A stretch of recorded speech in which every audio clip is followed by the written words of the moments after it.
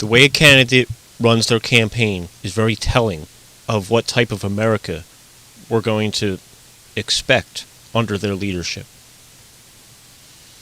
As I've said before, I enjoy the decentralized nature of the Tulsi Gabbard campaign. She has minimal staff. She's being very fiscally responsible. Most of the people that support her are doing it for the love. I am not paid for this, and I'm not affiliated with the campaign in any official capacity. I have no financial connection there. Basically, I can do whatever I want. I don't think it's fair that Liz Smith is paid $24,000 of Mayor Pete's money every month to help reform his image and protect his character. $24,000 a month. I don't even make that in a year. Think about whoever it is you support, whether it's Bernie or Yang or Tulsi or Amy, who cares?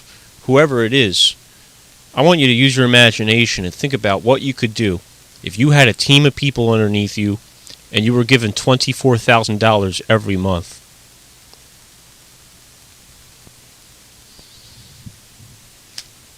Mark Zuckerberg. Mark Zuckerberg recommended 2 people to Mayor Pete's staff. Eric Mayofsky, former Quora data analytics organizing data manager. Nina Warnhoff, machine learning engineer. I want you to ask yourself, why would a political campaign need artificial intelligence? I want you to think about that.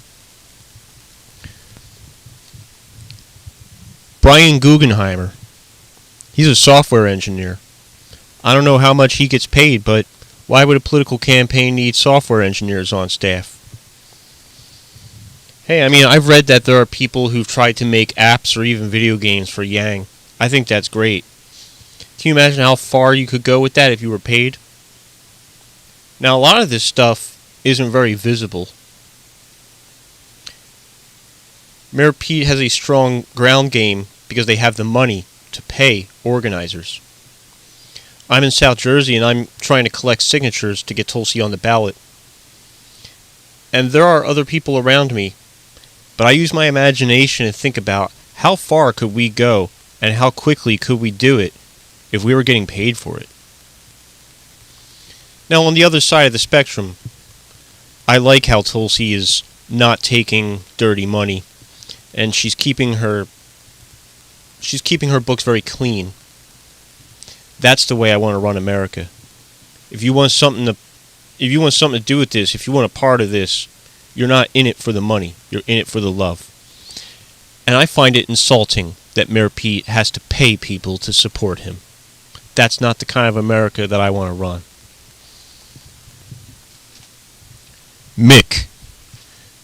Dude, Mick Bacchio. This guy scares the hell out of me. MasterHacker. Mick is one of the smartest people in the country, and he is getting paid $8,400 a month, every month, to handle Mayor Pete's network security. This guy was former intelligence officer for the Obama administration. What was his actual title? Let's take a look real quick. Chief Information Security Officer, Mick Bacchio. Branch Chief for Threat Intelligence in the Executive Office of the President, Obama administration. Cyber Threat Analyst for the U.S. Department of Health and Human Services. Senior Analyst at Cyber Squared. Deputy Security Operations Center Lead at the FDA. Tier 2 Security Analyst at the Center for Disease Control and Prevention. I'm not going to read you this guy's entire resume, but this guy's a master hacker. And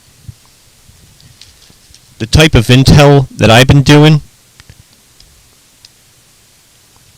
I got pages and pages of this. Mayor Pete has 500 people who are paid to support him, and I'm finding out what they eat for breakfast. I'm using low-tech methods and psychic operations, action at a distance, which are beyond Mick's experience. He knows how to hack. He knows how to take control of any machine. He knows how to see exactly what you're typing, so you better watch out what you say online. Everything you've heard about the NSA, everything that Snowden and Assange have ever told you, this guy is capable of reverse engineering everything that the NSA is doing. And they have the money and the resources to put similar systems in place. Mick, if you're listening right now, I respect the hell out of you, dude. You're one of the smartest people in the country. But you're no match for the level of creativity and experience that I have to bring on the ground and in the psychic realms.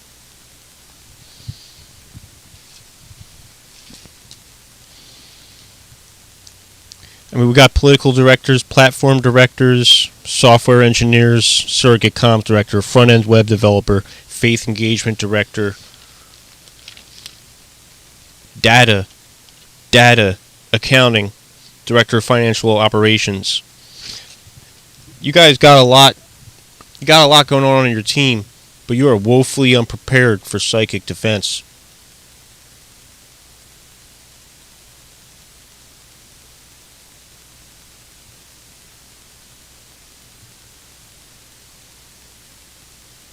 From a distance, I can read your memories. I can hear you calling to your mother on the beach at the age of 5.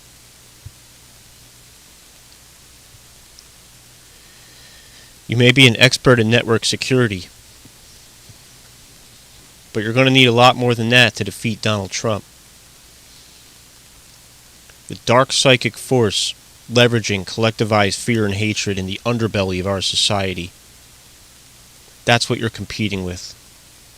And the positivity that you see in the Buttigieg campaign, you throw all the money you want to try to leverage positivity. It's not the same. Social movements. Yeah, okay, I have some experience in marketing. I am aware that you can stimulate action by first simulating it. But that's why I'm making this video. Everything you've heard about Russian bots, Mayor Pete's staff is capable of doing this. They have the technology. This is a competition, and I'm willing to do anything to win. He thinks like that. That's the type of leadership this man has to bring, and his campaign is running like that. So let me tell you, if it's possible, if it's thinkable, they're already on it, man. They've been doing it since the summer. They're running false flag Russian troll tactics to break Andrew Yang's base from within, to break Bernie Sanders' reputation. The myth of the Bernie bro. Man, some people in Bernie's base have said, hey, the Bernie supporters I know in real life are very loving people. Why do Bernie supporters have such a bad reputation online? Some of y'all are blaming it on Russians, but our intelligence community is tracking interference from not only Russia, but from China, from North Korea, from Iran, from Pakistan, from India. But snooping is a thing. And MasterHacker Mick Bacchio, he knows all about this. This is very 101 kind of stuff. The Yang Gang should know about this. When you are going to do When you're going to do covert operations online, you first must take control of another machine on the other side of the world. So, for example, if you had some kind of beef with North Korea, well, you don't want to have the network security logs that document that this attack came from New Hampshire. So from New Hampshire, you would take over a machine in China. From there, take over a machine in Israel. And then attack North Korea from Israel. And if they go through the logs, if these people are smart, they might figure out that the attack originated from China. People in the Tulsi camp and many Bernie supporters are well aware of the history and the effectiveness of false flag attacks. And very few people are able to visualize how this can occur online. Everything that you've heard about the Russians in 2016 is true, except it's not just Russia. Most Russians are within. Are you aware of the Roy Moore race? There was a Senate race in Alabama in which a firm, New Knowledge, they employed Russian-like tactics to divide, confuse, and distract voters by sharing disinformation, wedge issues, putting on the appearance of this guy's supporter to be nasty, messing up the reputation. For example, let's say you supported Elizabeth Warren and you had some kind of thing up against Bernie. Well, if you attack Bernie while wearing Liz's shirt, that's just going to make Liz look bad. So why don't you put on an Andrew Yang shirt and attack Bernie? That way, not only are you attacking Bernie, but you're making Andrew Yang look bad, leaving more room for Liz. Now, Elizabeth Warren supporters, some of them are very academic, and some of the smartest people that we have support Liz. Some of the smartest people we have support Pete. But they wouldn't, the organic supporters would never even consider doing something that unethical. Tulsi supporters, I can't speak for all of us, but we have seen evil in the world. We know that evil is out there. And if you are capable of being evil and you have the resources, it's going to happen. That's why it's very important for Tulsi to keep her funds clean. Her reputation is spectacular once you get past the smears. Everything looks good. And on Mayor Pete's side, there's a very similar thing where once you work through the corporate funding and the wine caves and the myth about lack of black support, you're left with having to make a trust fall on whether or not to believe this person.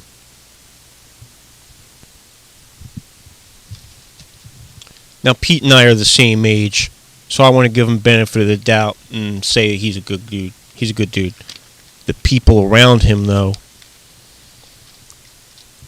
there is big money going into propping this guy up, and he can't quit now because they got a gun to his head. Is that the type of leadership you want to vote for? Not me. That's not the type of America that we should be going. That's a continuation of the way things already are. You hear some people try to say he's a deep state plant or whatever, but that's just a metaphor. The whole concept of deep state is about the people around the figurehead. Liz Smith is getting paid $24,000 a month to deflect and reform anything that you can throw on Pete. So why should you attack Pete if Liz is just going to clean up the mess anyway? Well, it would be pretty hard to attack Liz. They've tried that already. She's got a Steve Bannon connection, but I've looked into it, and it appears to be guilt by association fallacy. Just because you worked with Steve Bannon in some capacity doesn't mean that you share any ideological whatever with him. There are other ways to break Liz's faith and convince her to look for a new job ASAP. I know $24K a month is pretty hard to beat, but that's where the spirit comes in. In times of crisis, all that money goes away, and you look at what's really important. There's patriotism at the heart of all of these people. Liz's staff, this whole software engineering staff really creeps the hell out of me. And there's no way to prove that they're doing anything. I'm just saying from experience that when an entity has a lot of money and they got a lot of power, they're going to do anything they can to win. Mayor Pete has already said out loud that that's the type of competitiveness. He's willing to say or do anything to win. It's out of his control now. Mayor Pete Like many presidents in modern times, he is a symbol. He is a figurehead of a bigger, deeper hierarchy of control. Stay the hell away from Mick. This guy is one of the most powerful people in the country, and I recommend blocking him. On Twitter, he's called No Hack Me. Okay? Find him, just block him, alright? Don't let this guy have any... Oh my god. Who knows what kind of data this guy's been collecting on all of us, you know? He makes it look like he's coming from the defense standpoint. And hey, maybe he is. Because, hey, if you took out Mayor Pete's network, his whole hierarchy would come crashing down. Because money is what ties all of this together. And they have a chain of command thing going where all the volunteer organizers have to report to the deputy organizers. They have to report to the regional organizers. They have to report to someone higher up than that. It's a corporate bureaucracy already. They've designed this as if it was a startup. And they have 500 people on staff who are paid more than you. They're paid more than me. So I'm going to conclude. I want you to think about that when you're out there promoting your candidate, that love will always overcome money. And these people are very skilled. They look really good on paper, okay? But that is no match for the experience that you have to bring with the heart and the passion. Doing it for the right thing, okay? Getting down to holistic patriotism. What kind of country are we trying to build with each other? And whether it's Yang or Bernie or Tulsi or whoever it is you support, I want you to think twice about how powerful Mayor Pete's entire staff is. You have to recognize this as a threat. There's people on Twitter or whatever that deny this as a threat. Oh, Pete's a neo-lib shill. He'll be gone soon. Nobody. There's big money going into making sure that this guy's going all the way no matter what. And he has people on staff who are much smarter than either of us. Deny this threat at your own peril. But the good news is, spirituality can overcome the robots. Marianne Williamson knew this. Andrew Yang wants us to coexist with the robots. I'm not afraid of that. I think humans can outsmart artificial intelligence for quite some time because we will always be able to find new angles. You cannot teach artificial intelligence lateral thinking in the true sense. The ability to continue to search for solutions after you've already found the correct solution and do what appears to be the wrong thing to arrive to a new place from which you can simulate lateral thinking in a robot, but humans are going to be able to come up with ways to hide from these things. Now, I am transmitting this to you through the web. Okay, so Mick is going to see this. Mayor Pete's data analytics staff is going to see this. I'm not afraid. What they can't see, what we're doing on the ground, okay? You know why paper ballots are important? They're unhackable. You know, loose leaf, taking it back to pen and paper. Hey buddy, I'm not pretending to be a hacker, but I used to code on paper.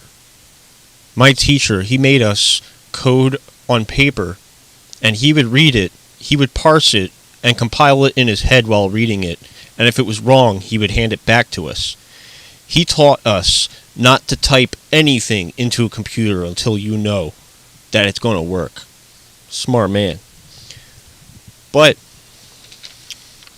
like I'm saying, it's all on paper, and there's things that we're doing on the ground and on the astral plane that Mayor Pete's staff is woefully unprepared to handle, and we will defeat them. You know, I have ethical concerns with how he has to throw money at women and people of color to support him. It's really weird, but hey, money talks. Like I said, Liz Smith is getting $24,000 a month to pretend to love Mayor Pete. Well, you know what? Mayor Pete and I are from the same graduating class.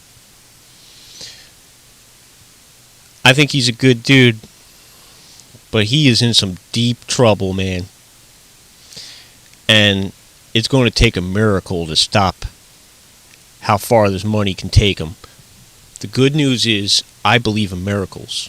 Miracles are not action at a distance. Miracles are a series of decisions that we make collectively through our visualization, intentions, and moving step by step towards the future that we visualize. The powers that be have gotten us into what appears to be a stranglehold, the tentacles of this beast across all the resources, everything that we use, down to the money itself. But hey, wake up, turn off the computer, put down the phone for a second. Freedom is still there. The principles memorialized in the Declaration of Independence are still with us. The power of the people, the unalienable right to alter destructive government, to bring the government back to its original purpose, to secure life, liberty, and the pursuit of happiness. The government's role is to secure those rights. That is still with us. That has never gone away. And to invoke these principles, you must live it. Okay? The Fifth Amendment isn't something you say to a cop. The Fifth Amendment is something you do. The First Amendment isn't something you ask permission for. You don't ask permission for any of these stuff. These rights are inalienable. Unalienable. Inalienable. You have your own definition of God, as you should. You ask anyone what they think God is, you're going to get a different answer. When they tell you that God bestowed these rights upon us, you don't have to be afraid, because you get to make your own definition of what that means. America is an insane experiment where we collectively create together. And the ability of the people to alter or abolish destructive government is what freed the slaves. It's what got women's right to vote recognized. It's what gave Mayor Pete the ability to marry the person he loves. Like I said, I think Mayor Pete's a good guy. I just have a feeling that he got in a little too deep, you know? And there's no way for him to back out now. There's a lot of money riding upon this. Too many people will be disappointed. There are powerful people who want to see this man get elected. And they're going to do anything to win. But we are winning, because it's going to take a lot more than money to defeat Donald Trump. It's going to take heart. It's going to take some spirit. It's going to take some creativity. All right? I've looked at all 500 members of Pete's paid campaign staff, and they are no match for the level of creativity and experience that I have to bring. And whatever it is you're doing out there to support your candidate, I want you to keep your eyes on the prize. Be careful what you see online. So much of this is fake and tailored for what they think you want to see, or what they think you don't want to see. So be careful with your own mind, because there's a war on for your mind. I'll leave it at that. Like I said, this info is publicly available. I didn't do anything illegal to get this information. So, sue me, bro. You got nothing. Besides, this is a ground game. We're going to keep knocking on doors. We're going to keep doing creative things that you can't even imagine. By the way, Michael Bennett hired a Bill Clinton strategist, and this cat, he knows how to win without even going online.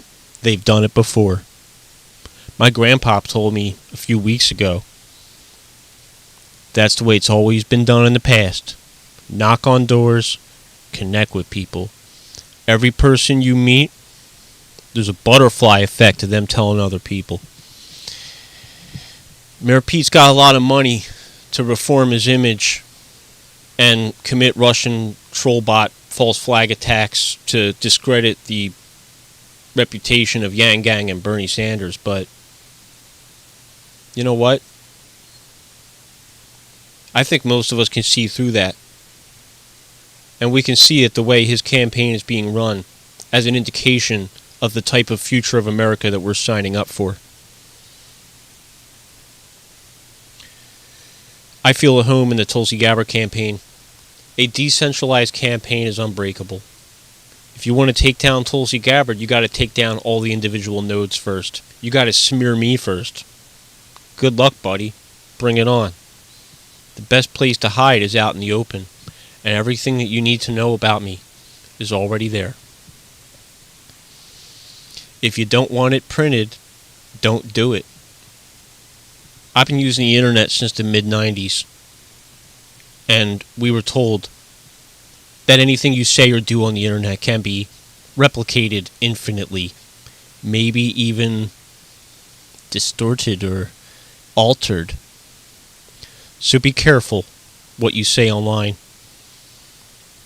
I don't know if you've ever read the license agreement for Facebook or Twitter, but everything you put on them is not yours anymore. And by uploading this to YouTube, it's not mine anymore. This is my gift for the world. I'm not getting paid to do this. It's just my civic duty. And you can see that too. You have a little bit of that in yourself. I can feel it. You made it this far. We're going to keep this going. Thanks for watching. Be sure to like and subscribe. This concludes my second presentation on emerging threats to multiple campaigns. Aloha.